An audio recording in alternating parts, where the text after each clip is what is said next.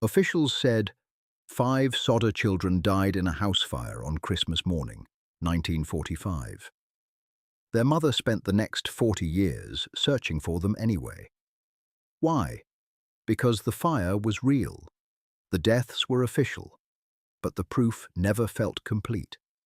George and Jenny Sodder were raising a large family outside Fayetteville, West Virginia. George had come from Sardinia as a boy, built a trucking business, married Jenny Cipriani, and by the end of the Second World War, they had 10 children. On Christmas Eve, 9 of them were home. Late that night, Jenny was awakened by a wrong number phone call. She heard laughter in the background, glasses clinking, then went back to bed. Not long after, she heard something strike the roof, followed by a rolling sound. About half an hour later, she woke again to smoke. The fire spread fast. George and Jenny escaped. So did Marion, John, George Jr., and the youngest, Sylvia. But 5 children were still believed to be upstairs: Maurice, Martha, Louis, Jenny, and Betty. George tried to get back in through a broken window, but the staircase was already blocked by flames. So he tried everything else. The ladder he normally kept by the house was missing. He ran to the coal trucks to drive one up to the wall and climb to the second-floor windows. Neither truck would start. He tried the rain barrel. It was frozen solid. Every obvious rescue method failed him in sequence. If the story ended there, the Sodder case would be only a tragedy. What made it endure were the details that refused to sit still. The fire department did not arrive until morning, when the house was already ash. Later, the family began building a pattern out of everything that felt wrong. A telephone repairman reportedly told them the line looked cut, not burned. The downstairs lights had still been on during the fire, which George believed made the faulty wiring explanation harder to trust. The ladder was missing. The trucks that had worked the day before would not start that night. Any one of those details can be explained away. Mechanical failure, confused memory, trauma reorganizing cause and effect after catastrophe.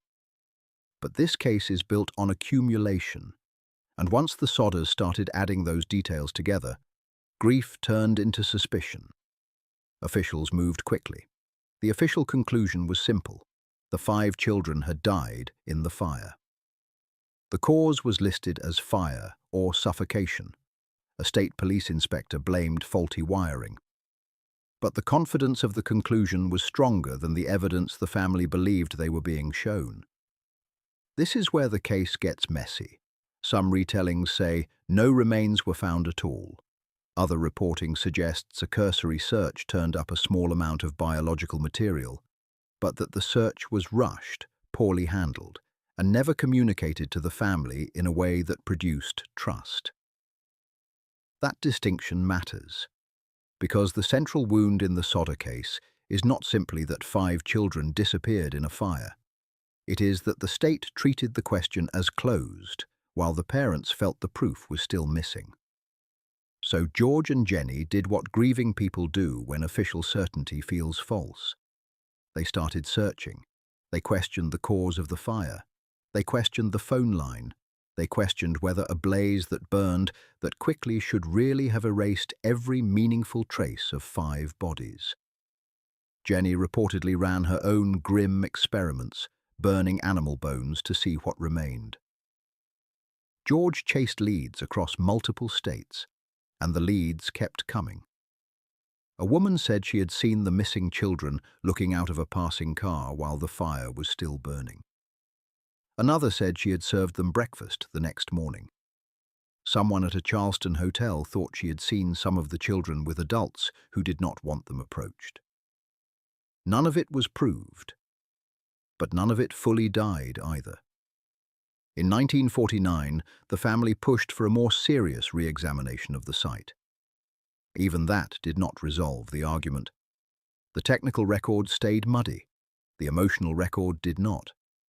Then the Sodders turned doubt into something physical.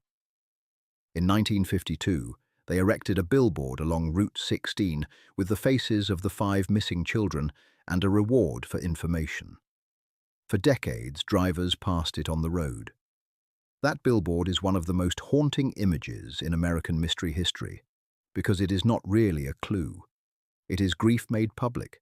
It is a mother and father refusing to let the country forget that 5 names had been converted into a conclusion they never believed. The strongest late clue arrived more than 20 years after the fire. In the late 1960s, Jenny received a photograph postmarked from Kentucky. It showed a young man in his 20s who resembled Louis Sodder. On the back was a cryptic note: Louis Sodder, I love brother Frankie, Lil boys, A90132 or 35. The family saw hope in it instantly. They pursued it through a private investigator, and like so many leads in this case, it dissolved before it became knowledge. The photograph was never authenticated. It may have been a hoax. It may have been a resemblance. It may have been something real that arrived too late and too vaguely to ever prove itself. That is the structure of the entire Sodder case. Every clue is just strong enough to reopen the wound. None is strong enough to close it. Maybe the 5 Sodder children died in that house on Christmas morning, 1945. That remains the most conservative explanation. Children do hide in fires. Rural departments in that era were under-equipped and under-trained. Early search work can be bad. That possibility has to remain on the table. But the reason this story survives is equally clear. The people who lost those children were never given a version of events solid enough to trust. What they got instead was a chain of suspicious details, a thin and disputed physical record, a fast official conclusion, and decades of rumors strong enough to keep hope alive and weak enough to make that hope cruel. George died in 1969. Jenny died in 1989. Neither stopped looking. The Sodder children are not an enduring mystery because the theories are entertaining. They are an enduring mystery because this is what it looks like when grief collides with inadequate proof.